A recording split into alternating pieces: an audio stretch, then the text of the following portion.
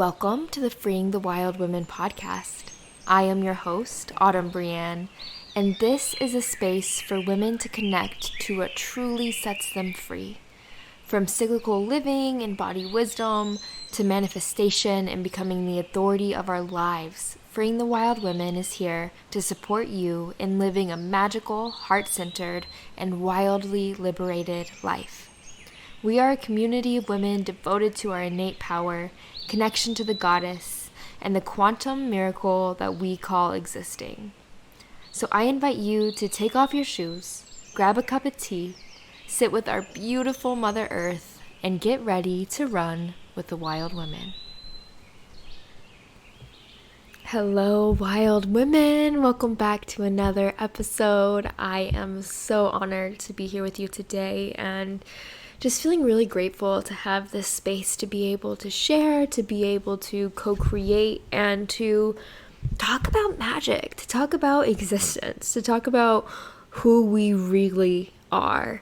And that is a big theme in today's episode. But before I dive in and introduce you to our incredible guest, Brandi, I wanted to share with you all that I have a free masterclass coming up.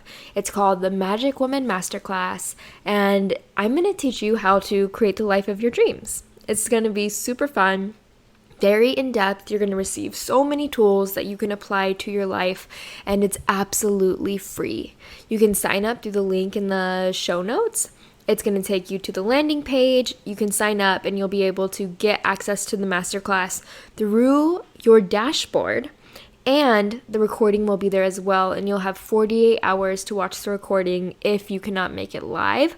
But I really recommend you make it live. Live is where so much of the magic happens. I love the energy of live classes. I love teaching in live classes. It's such a palpable energy, and I feel like all of you receive so much more when you show up live, set the intention, and are able to receive everything in that palpable place, because then you can also ask questions, right? And really get all the information you need. So this is happening on April 19th, which is a Wednesday at 1 p.m. Hawaii Standard Time, and it's going to be magic. So this is the Magic Woman Masterclass, a 2-hour live class to help you get what you want. Learn how to manifest a life of freedom through your own magic and connection to the divine. And again, that link will be in the show notes. And of course, if you love the show, if you love Freeing the Wild Women, you can sign up to be a Patreon. There are 4 different tiers, 4 different ways to journey with us. We are moving into the spring season, of course, so we're moving into the air element. So there's going to be a lot of mindset work happening, a lot of thought work, like understanding your thoughts, understanding the power of your thoughts, working with air goddesses, which is always really fun. Thank Rihanna and other goddesses that rule the sky, that fly, as well as learning about swords and the tarot and much more. So every month you get a member-only podcast episode, guided activations, meditations, EFT practices. There's so much content for you on the Patreon, and you can sign up for as little as $4 a month, depending on how deeply you want to go, or for as much as $111 a month if you want to be a part of the monthly new moon rituals and get 2 live coven calls with me. All of that being said, though, if you've been curious about being on the Patreon and you want a taste of what it's like to journey with me in real time, join the Magic Woman Masterclass. This is going to be such a powerful class. I promise you, you will leave from this class with tools that are going to help you create your dream life. Okay? That's big stuff. I want you there. I want to meet you. I want to be able to see you in real time, answer your questions, and help you create a life that is wilder than your wildest dreams come true. So make sure you sign up in the show notes.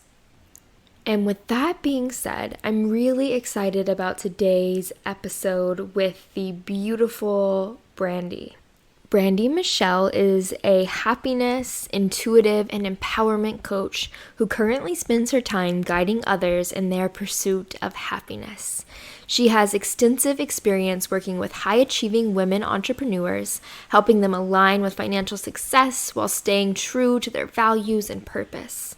While they might initially come to her to scale their business and make more money, they leave with a deeper sense of fulfillment within their lives on a holistic level. Okay, y'all. I adored this conversation with Brandi because we talk about how happiness is where it's at, right? Like there's so much that we want to create in this life. There's so much we want to achieve and have, and that's all a part of it. It's a part of the human game. We're here for it. And what's the point of any of that if we're not enjoying our beautiful life? Brandi breaks down the process of creating happiness through her method called BASE, which she talks about in today's episode. And she also talks about living a life full of ease and flow. Like, what if life can just be good, feel good, and flow for us? That is where she guides us in today's conversation. And I want this for each and every one of you. Even in my work, something I always talk about is like, we have to enjoy the process of creating it. And Brandi has built a whole brand around that, which I just think is so incredible and so needed. With such a emphasis in today's culture on hustle, on doing more and having more, Brandi really brings in this message that says, hey, like, what if we can be happy as we do it all, as we create? And she also talks about today the difference in true happiness and living happily and feeling happy versus toxic positivity, which is really cool. And I think y'all will appreciate understanding how we can be happy, but still be with the truth and be with our emotions, which is also a really important thing to me. And I know to you all as well. So I know you're going to adore Brandi, as I do. And I will have a link in the show notes to her website, to her Instagram, so y'all can learn more from her, tune into her daily or weekly journal entries that she posts on her website, which are really beautiful to read, and just get a taste for more of her offerings. So thank you, Brandi, for coming on the show, for sharing your heart, your magic with the world, with all of us. It was such an honor to have you, and I know you're going to enjoy today's episode, so let's hop right in. Hello, Brandi. Welcome to the show. Autumn, thank you so much for having me here today. It's a pleasure to meet you. Yeah, it's such an honor. I was having so much fun looking through your offerings and your website and your Instagram and just reading what you share and just really feeling like the resonance of heart energy that you share from. It just feels like a gem, like beaming light and love. And I'm excited to have you on. I was really excited to get to have this conversation with you today. So, welcome. And I'm curious, what's been inspiring you recently? Oh, that's a great question. I feel I try to find inspiration in every single day. And I think that my biggest inspiration overall is really my 6-year-old son Hmm. and to be all that I aspire for him, to embody that in myself. And so I really think am intentional about how I live, how I show up in the world, because I know that kids really are a reflection of their own experiences. And so if I can be the best me, I hope to empower him to be the best him he can be. Mm. I adore that. I love that so much. Okay, I want to pick your mind here for a minute because it's been on my heart a little bit. Two different things happened recently. One, I was at the grocery store and there were like a lot of people in the aisle, and there was this grandma pushing her basket with her granddaughter. And she just like, it wasn't the granddaughter's fault because there was so many people in the aisle, but she's like, watch out, and just kind of like gave her a bit of attitude. And I was like, God, being a kid must be so hard because like you don't know, and people can just say whatever they want to you. And I was having a bad day, quote unquote, a couple days ago. I was really close to bleeding, but I didn't know because my cycle like jumped from full moon to new moon and all the things. And so I didn't know I was so close to bleeding, and I was really tender. And I just had this moment where I was like, because I want to be a mom. I really do one day, but I was just like, how am I going to take care of a child? Like, how will I be a good mom? Like, maybe I'm not meant to have kids. Like, maybe I won't be a good mom. So, how does one trust themselves enough, I suppose, to let it be inspirational, to let it be fuel, and to to just show up and do the damn thing, like, for lack of better words, with a kid, because it's a Yes. full-time job. It is a full-time job, and I think it's important that we think of it from many aspects. I think like the term good mom has so many connotations to it, even as a starting point, right? And so I try to think of it like, how can I show up as my best self as often as humanly possible? But how can I also teach him to have grace with himself and with the world by letting him know that when I don't show up as my best self, that I'm willing to acknowledge that, to have a conversation with him, to help him understand like why I'm not able to be my best self. And in that example, like when I see the grandmother in the aisle and the people being frustrated with a little child, like I think that's a perfect opportunity to pull the child aside and say, sometimes people have tough days, and their tough days, even though it appears as though they're taking it out on you, has nothing to do with you. And that's all about them. And that for you as a child, when someone is having a hard day, it's a good opportunity to learn early just to send them love. So I tell my son every day when someone's having a bad day and the little kid snaps at him or something isn't going their way, that it's a good chance for him to send them love, because in that moment, that's what they need most. And Mm, so I just think from your perspective, right? Like we all wrestle with like, are we meant to have children? And that's kind of a question only you can answer, but you have to know that in you, you do have the capacity to show up as the perfect mom for your child. And mm, that really what that means is just kind of honoring yourself and honoring them and being really candid and honest with them on the mm. journey, because life's a journey. For sure, and the honesty piece, I'm like, "Oh, that makes sense." Like, you just be real. You Keep it just real. share it with them as Turns out it it's works with everyone, especially kids, because they're the right. realist. Yeah, they probably like, "Oh, okay, totally." Like, I know when I'm having a bad day, like, that makes sense? Mhm. Yeah, Yeah. oh, I truly love that. Thanks for sharing. Oh, thanks for asking. Yeah, I love that you're sourcing inspiration through that relationship. 6 is a cool age. I feel like kids are just starting to put it all together, like, Yes, around that age, yeah. Like, they oh, are. Yes. uh, And he just turned 6 last month, but he is an old soul, so he has lots of wisdom in his little body. It's really oh, sweet. that's beautiful. Mhm. Yeah. So, will you share with everyone a bit about what you do in the world, what your work is, what your soul mission is? Yes, thank you so much.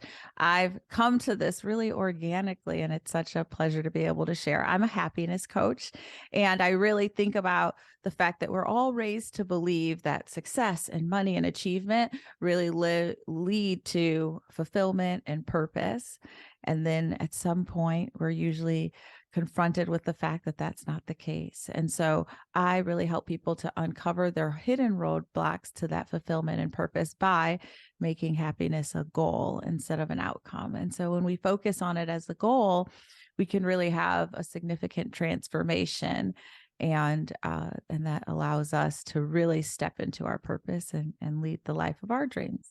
Mm. Yeah. This is so exciting to me because I fully resonate. Like, I get it, and I feel that, like, this is such a short life. We have just however many years we live, like, that many seasons to be ourselves and do the thing and experience this life and drink coffee in the morning, and all the things that make life so good, and I feel like so many and you see this all the time even with people who are super abundant, like, have millions of dollars, but still live in lack or just aren't very happy or I even had a friend, one of my dear friends, she's an incredible businesswoman, and the other day she messaged me that one of her, like, richest friends, most successful friends had committed suicide. He is, like, billionaire, and just been like, just a reminder that money isn't it. Money will not be it."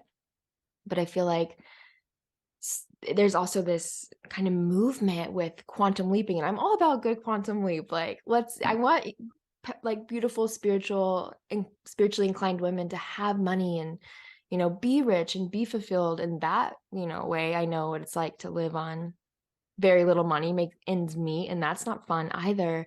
But to really get to be like with my cup of coffee every day, like that's it for me. Like I find joy there.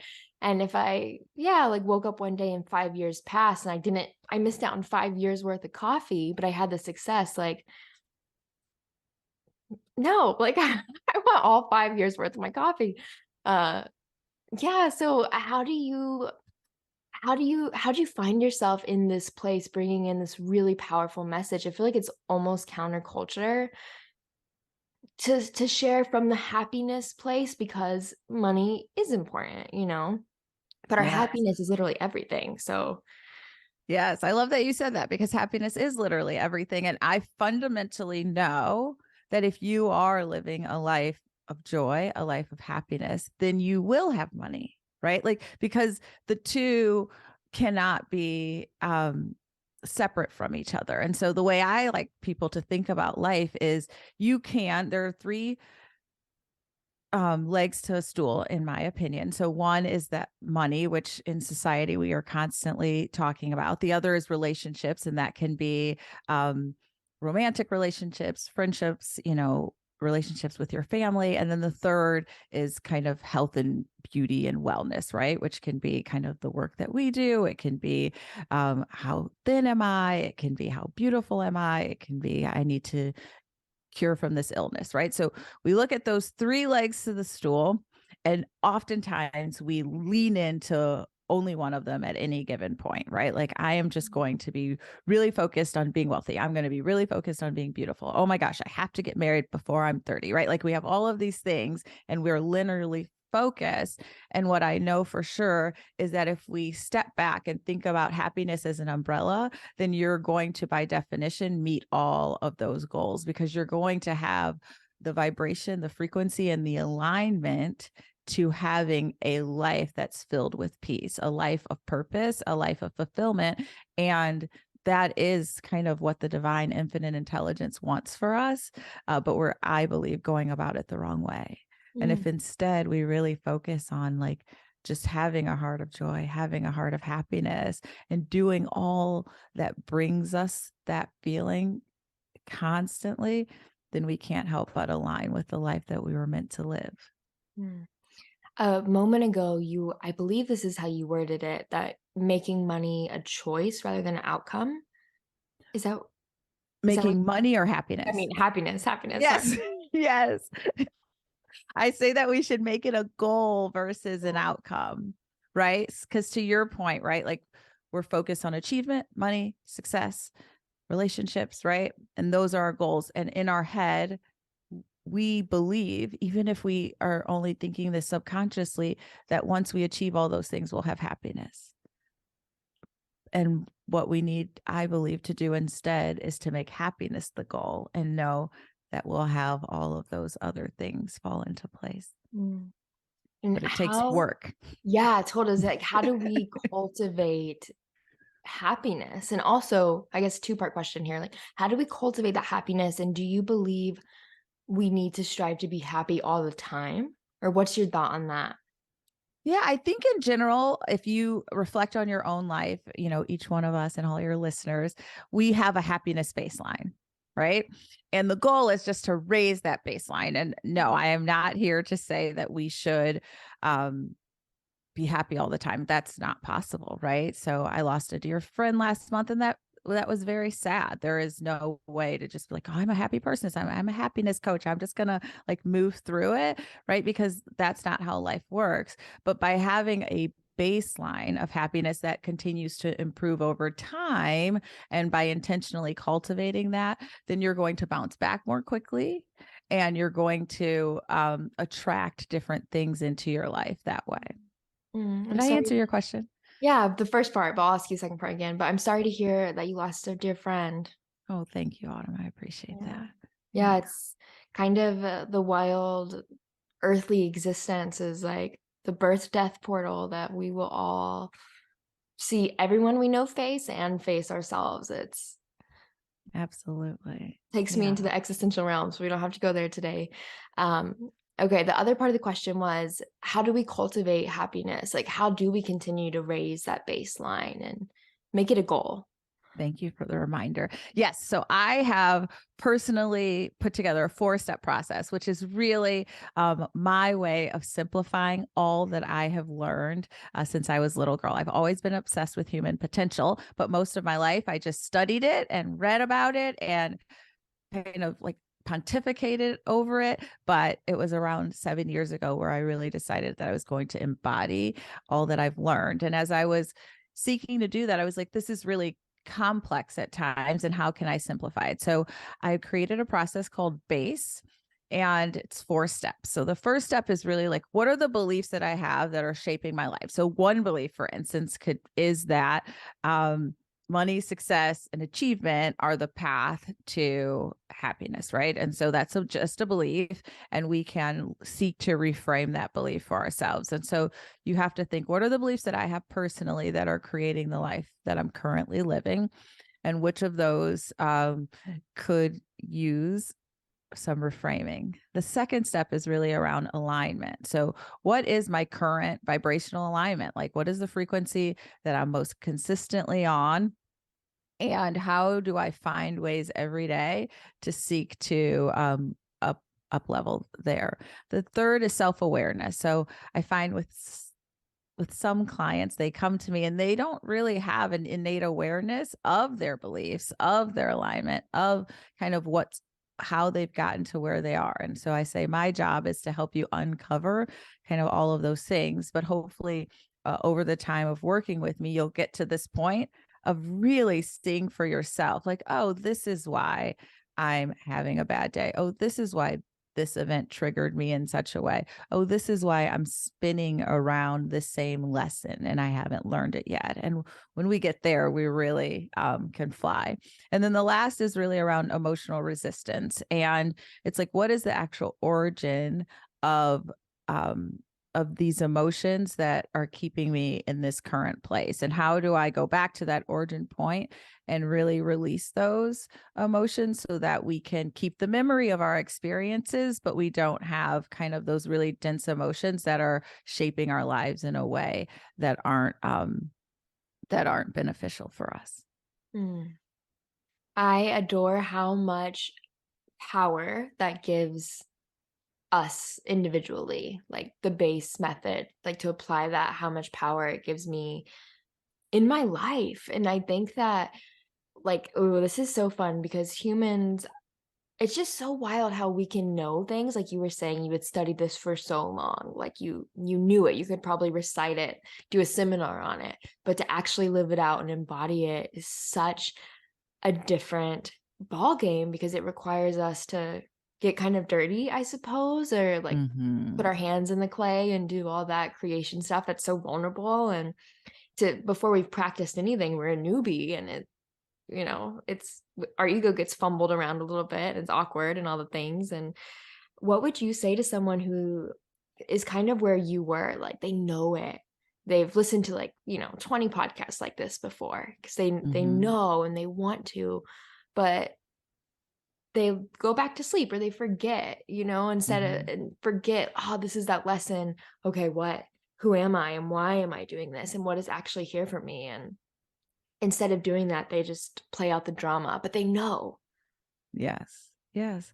Well, I always like to have a conversation with people that you have to follow that knowing, right? Following your intuition will only serve you all the time. And we have to first and foremost be able to separate our intuition from fear. And once we are really clear on our intuition, then we try to follow it consistently. All the things that stop us from following it really are kind of meant to protect us. They're meant to keep us safe. And it is just our lower brain saying change may lead to greater challenges, right? And so our low brain's job is to keep us the same, right? Because where you are right now, you're alive and you're safe And that's the only job of our lower brain, our primitive brain, our reptilian brain. And it's our high brain that is like, hey, there could be something more out there for me. And so I actually early on just started having conversations with myself. I said, I know you're trying to keep me safe. I know you're trying to keep me in this place. I'm really grateful to you for that. But I got this. I know that where we're going is better than where we are. Right. And I think that's really tricky for people whose lives are in a pretty good place, because you can sometimes think to yourself, like, man, like the upside seems to be this big, but that downside looks really big and really long. And I prefer to avoid the downside. And so by just having a conversation with yourself and talking to yourself and saying, like, I got this, I know that the runway ahead of us is worth traveling. Is this same as building the subconscious capacity? I've seen you talk about that on your website. So is that the same? Yes. Okay, cool. Well, I think it all lends to subconscious capacity building, right? Like, so what we are doing is teaching our subconscious, we're ingraining the things that we wanted to know. So your subconscious is basically built from 0 years old, or actually in the womb, to 7, right? So everything that you are doing on autopilot, like the lessons that you're learning, excuse me, not the lessons that you're learning, the lessons that you're reliving, they were really given to us as young children. And so we have to take a step back and teach our subconscious what we want it to know. We have to reprogram our subconscious, because 95% of our life is really driven by our subconscious. And so if we don't teach it to live off our new programming, then we're going to keep reliving the life that we've had. I think if most people were to take a piece of paper and write down kind of all of their experiences, all the friction that they've had in their life, they will see that most often those experiences have a common theme. And that's because we're just reliving really these same patterns over and over and over again until we get the lesson. And so once we get the lesson, then we can move on kind of and move forward. And that's what subconscious capacity building does. It helps you to understand the lesson that you were meant to learn, kind of grow your subconscious so that you can really transform your life. I love it. It's reminding me of, oh my gosh, I hope I don't blank on this quote. I think it's Carl Jung. Until we confront our subconscious, we'll continue to live out the same story and call it fate. That was a butcher. Yes, I love that you said that, because I actually have that quote right here in my office. Oh my gosh, cool. Yeah. Grab it. Do it. So it is, until you make the unconscious conscious, it will direct your life and you will call it fate. Oh my gosh, I love that you have it hanging up there too. I feel like it's so common because this is just how our whole society functions, to be like, oh well, this is just who I am. Like these things happen to me, or this is just like I'm just someone who doesn't X, Y, and Z, or who does X, Y, and Z, and it becomes part of our identity, and like this is who I must be. But it's so cool to know that we really do have the power through our awareness to rewrite that Yes, our subconscious. brains are so incredibly powerful that even in that conversation with yourself where you're saying, this is who I must be, your brain is doing everything in its power to prove you right.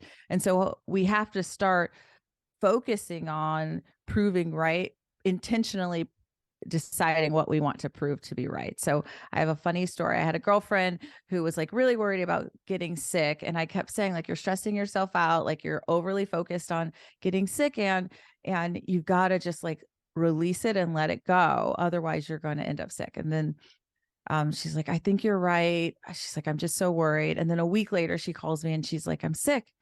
And I said, see, I was right. And she said, see, I was right. And so the trick is like, you are always going to prove yourself right.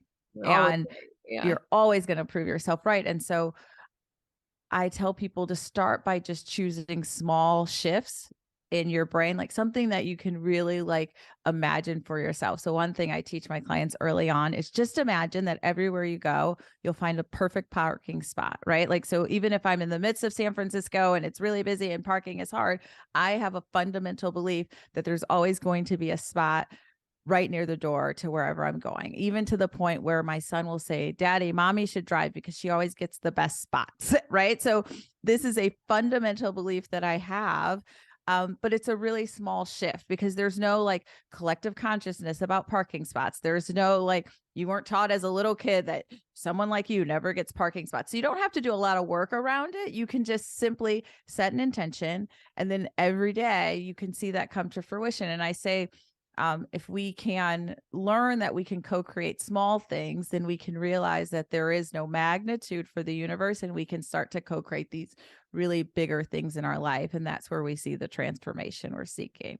But just start small. I adore that. I'm going to kind of jump, like expand your example. My coach, my personal coach, loves to use the parking example too. And she was telling me the other day, she's like, I went to this grocery store and I didn't get the front row parking spot. And I was shocked because I always get the front row parking spot. And she's like, well, whatever, the universe always has a plan. Like I'm just going with it. She's like, I came out and the cars in the front row parking spots had bird poop all over their cars because they were under these massive trees. Yeah. She's like, my car See? had no bird poop on it. Like, Exactly right. I love that. I love, right, that vision that, okay, when I am seeking to co-create something and there is a slight shift in it, then that also is for my best and highest good. And I have to be aware of that and then sit in this space of gratitude. Like, thank you. I'm so happy that I didn't end up having to go to the car wash today too. right, exactly. Yeah, And I love it with this making happiness a goal, because if happiness is the goal, right, we're like, I'm going to be happy. Even if I had parked in the back row, I would be happy. But this exactly is right. like a cherry on top. And like just the visual of the trajectory, it sets everything else on versus being upset that like how dare I park back here? Like what's wrong for this to have happened? And to really, yeah, choose and set ourselves up for happiness to be the tone that we're Mhm. existing by. Yes, I love that. I love the tone we're existing by. Yes, It feels it's fundamental. powerful. So It it is so powerful, right? Like if you just think about how you feel when you're happy, how your body feels, like what state you're in, you will realize that that is a space of co-creation. That's a space of attraction. That's a space of of expansion versus even if you were to think a negative thought and just feel how your body feels and you cower in, you want to protect yourself, it's not as freeing. And if you just keep that top of mind, you know that like we are meant um when we're in our best states to be in that place of happiness. It just feels good for us. Yeah, Mhm. in all the ways. So is this where flow comes into the conversation, and can you expand on what that means for us a little bit? Yeah, I think of flow as in life having this sense of ease to it, right? So like where we move from one thing to the next without it feeling as though it's fraught with friction. And so life can sometimes feel like you're pushing a boulder uphill, right? Like when you're really like searching for something or wanting to achieve something. But we can get to this place of ease and flow by prioritizing happiness and just really understanding that like life isn't meant to be challenging. Life gets to be easy. And so that's really like this paradigm shift that I invite people to have with themselves that like, hey, like I can, want to set up an appointment with Autumn and instead of having to send her like 20 times that I can possibly meet, I can really like release it to the universe that they're going to align our calendars in this really perfect manner. And that's something that I've embraced over the last like half a decade. And it's really been beautiful for my life. And I think it can be beautiful for many other people. Hmm. How did you get to a place where you're willing to trust in that way? I feel like s it's kind of like a theme we've been talking about, but like knowing something in your mind, like, yeah, of Mhm. course, like a part of me knows things can align, but to really trust that and believe it is such a different thing. Like, how did you find that place within yourself where you can actually live that way? Yeah, I think a couple things. Like, first and foremost, I got to this place where like there was a lot of friction in my life, and so I thought there must be an easier way. Like, I couldn't imagine that there was a divine being that wanted life to be fraught with friction, right? And so just like my very logical brain was like, okay, there has to be an easier way, and how do I align with it? Secondly, I had a friend of mine that like literally said to me one day, life gets to be easy, and I found myself like fumbling through my desk to like just find a post-it note, and I wrote it down and I just like stuck it on my computer, and I was like, she is right, life gets to be easy.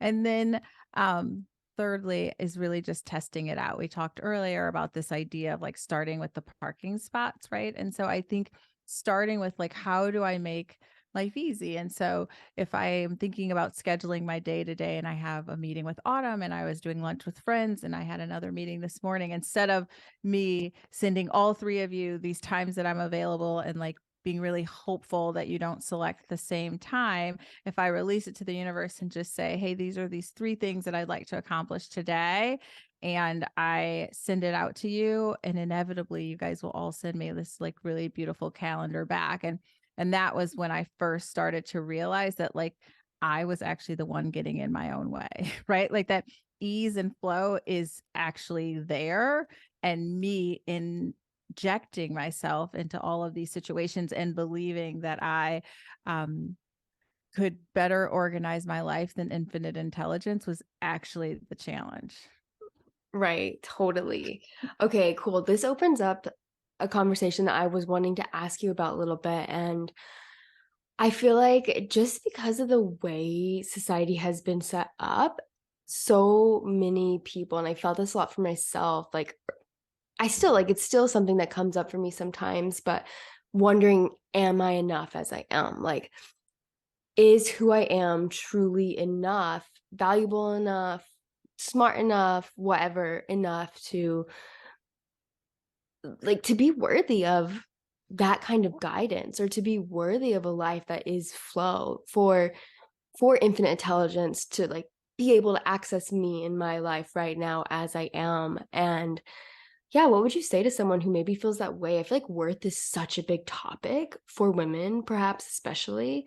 I feel like it can be such an obstacle for our happiness and for really living in this state of flow. Oh, absolutely.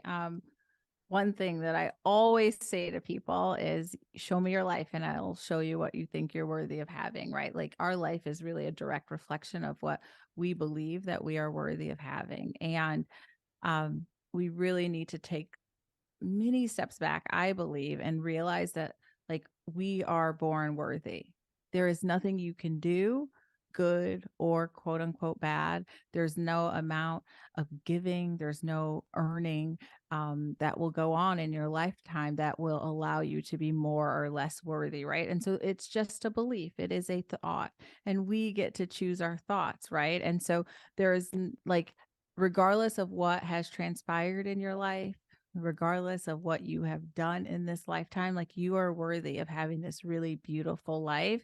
And so I think to your point, that is where the work starts, right? Like we have to start by understanding that we are worthy and that infinite intelligence is available to everyone. And if you believe in infinite intelligence, if you believe in the divine, if you believe in God, if you believe in the highest version of yourself, you would have to just know that why would this divine being put you here and not allow you to have access to that intelligence? And so I think that when we think about it very rationally, it has to be true that we are all worthy, and it is our own choice to separate ourselves from that, right? And so, and we keep choosing.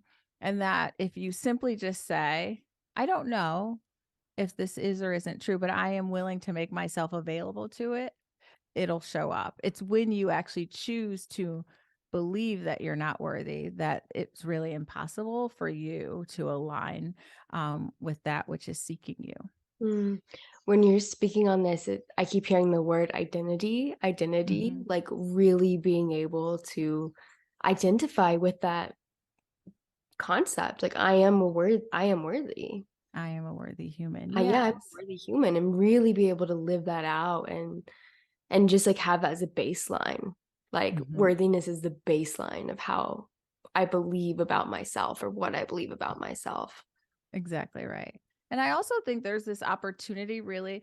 I think when we start to say like, this is how society is or this is how it isn't, we in many ways like separate ourselves from that. And I really like to sit in this space that I am a contributing member of what society is, right? And so when I choose to believe that I'm not worthy, I'm actually putting more dense energy out into the universe, which all society is a cumulative accumulation of all of our energy, right? And so if I am like, hey, this is what I want the world to be, the best way that I can contribute to that is showing up as my best self, right? And so believing that I am worthy and, being really great to myself and to others actually helps change society fundamentally. And I think we think about changing society in terms of like, how do we vote and who's in office and what did this person do and what rights do these people have, all of which is important.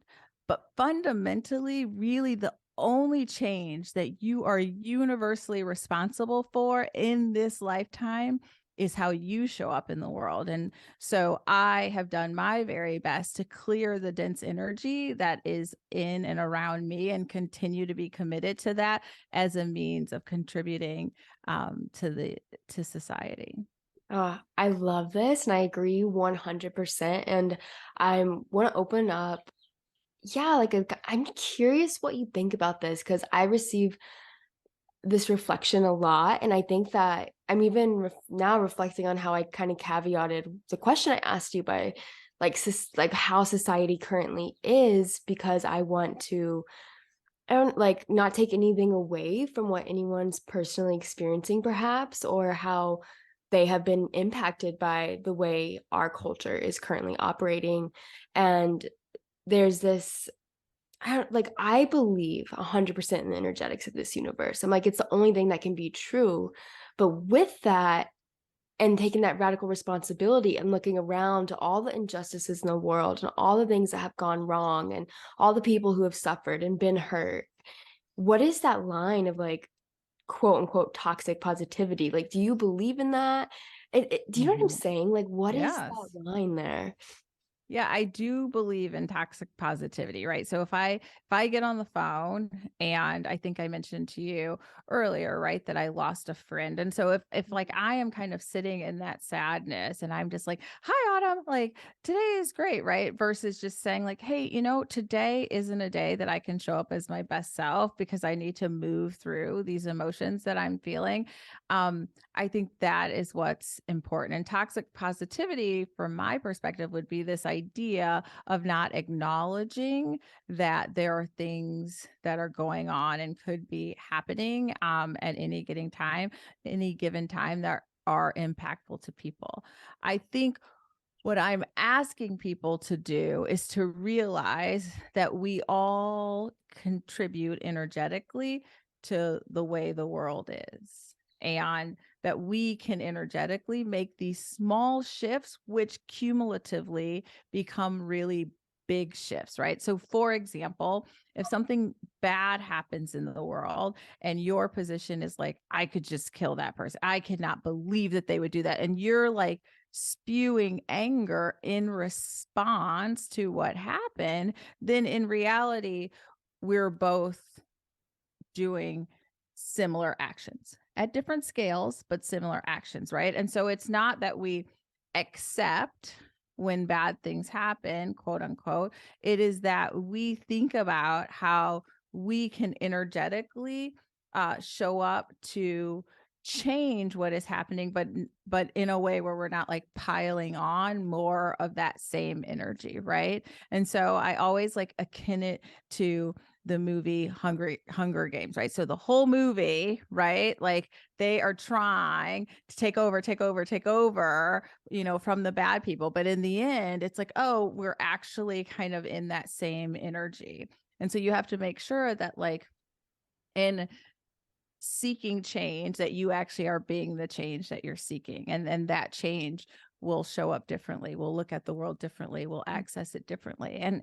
And there will be people at any given moment who don't have access to that energy and they just can't find it. And that's why it's imperative that for those of us who are in a position, right, that we show up in that way, right? So when I'm having a really, really bad time, difficult situation that I'm navigating through, then you can show up in this really beautiful way and that will kind of offset it. But I think we're at a time in our history where we're kind of tilting very much in we're tilting kind of more towards those dense energies, because I think instead of trying to counterbalance when we feel as though things aren't going well in the world, we're piling on with more like, I can't believe this is terrible, right? And so we see situations even like with the global pandemic where there's fear and stress, and then we spiral more and more. Mm. I love your explanation so much. I feel like you've held that the duality of that paradox really beautifully. And there's I guess an emotional maturity or just like mental maturity, to maturity in all senses to be able to see it in that really complex, nuanced way. Because, at the end of the day, and this is something I've been thinking about a lot, like I just had this realization, like I've known this, of course, but I felt it like this body can do so many cool things and it's so temporary. Like I won't always be here. And then I was like, everyone I know will die. Like everyone I know will die. What could be more traumatizing than that? Like what is more traumatizing or could be sadder? And then be like, that's true for every single person here. And there's that level of shadow, density, negativity that's inevitable. But with that knowing, yeah, what do we choose and who do we choose to be? And there's so much radical responsibility within Yes. that. But then from that place, like you've been sharing with us this whole conversation, we can choose to live a happy life, like basking in the miracle. Because I guess Mhm. why the hell not? Yeah, right. I love that. Why the hell not? Like what do you have to lose, right? And Right. so and you have everything to gain, Yeah. you Yeah. know? Yeah, it's really beautiful to sit in this space of just choosing joy as often as you can, right? And not to the point where you're suppressing, but actually where you're doing the work to have a different baseline, right? And so if there are emotional occurrences that have happened in your life that are really challenging for you and you feel like they keep triggering you or pulling you back, then you do the work to move through that, right? If there are relationships that prove to be challenging to you, then you do the work to repair them, or you make a choice not to be a part of them anymore, right? And so we take actions to change our baseline of happiness. We don't just stay in those situations and act as though, right? Right. Because happiness and joy is not something that you can fake it till you make it. You actually have to do the work. Yeah. Yeah. Yeah. Totally. And would you say with that, like, do you recommend like going to therapy or like how do you recommend people do that work?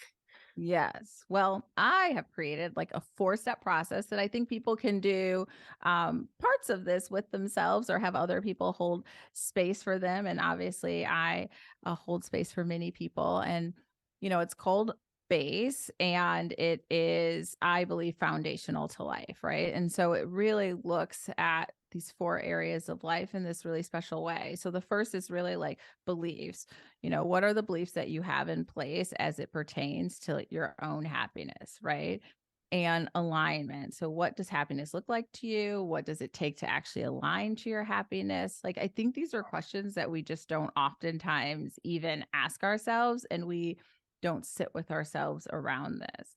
And self-awareness is like kind of thinking about these situations that you might keep circling around that are not in alignment for you. Where are you choosing not to be in homeostasis? What do you keep returning to over and over again, and why are you returning to it? And then really emotional regulation. Like, how do we think about the origin of what's going on in your life and remove kind of the energy around that origin moment, but keep the memory, right? So we got to remove these dense emotions from how we think and reflect. So if there's something kind of traumatizing that happened in your childhood, like, we're not going to just forget it. We're not going to suppress it, but we're going to be able to look back at it. And really remove that emotion. And I think when we kind of move through these 4 steps, we can really get to a place that we have more peace in our lives, that we feel happier. And like the science supports, the happier you are, the more likely you are to actually align with all the success you were previously seeking, really with ease and with the flow that we spoke about. And so, um, I think like going through those 4 steps are critically important to having the life that you want. And then I think from there you take action, right? Like, how do you get to the answers to all those questions, right? Like, you journal, you think about like, why am I so disconnected from myself that I don't actually have immediately the answers to these questions, right?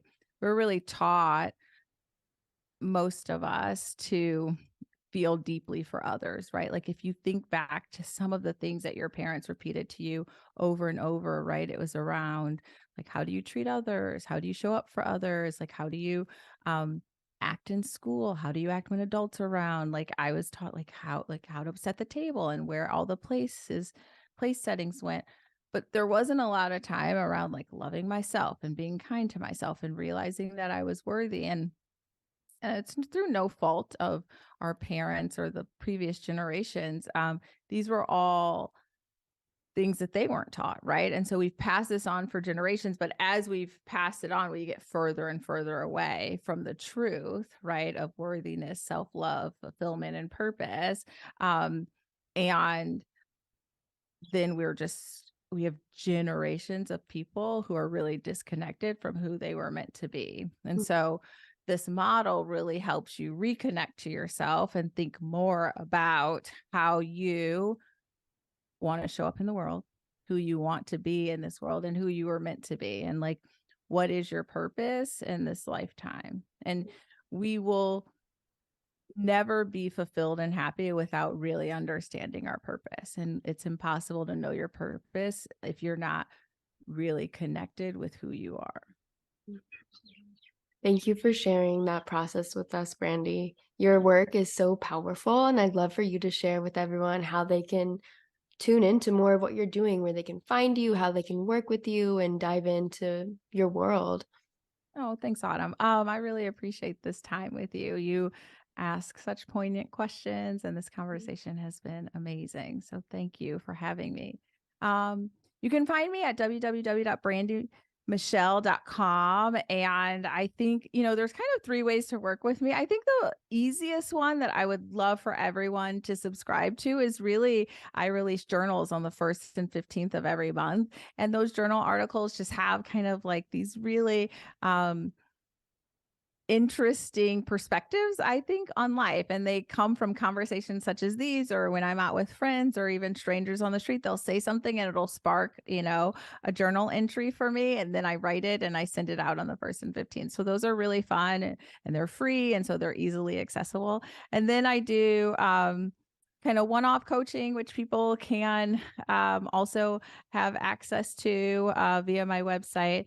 I periodically pull together group coaching, and then I have a 12-week intensive one-on-one coaching program called The Rise for people who are really looking to make a strong commitment to up-leveling their own life and really understanding themselves better. So I feel like I can meet people wherever they are, and I hope to meet some of your guests. Yeah, I hope so too. And of course, all that'll be linked in the show notes. So for you ladies listening, go check out Brandi. I was reading through your posts, your journal entries, and they're so beautiful and so like everything you do, just so from the heart. And yeah, I appreciate your energy so much. It's been so fun to have this conversation with you. I could obviously ask you questions forever, but thank you for taking the time to come on and share with all of us.